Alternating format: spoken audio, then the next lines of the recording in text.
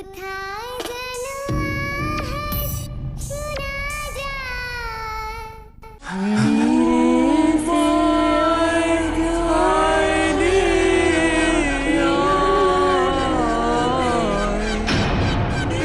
ইয়ার পার্টিতে লরি গাইছে কেমনে?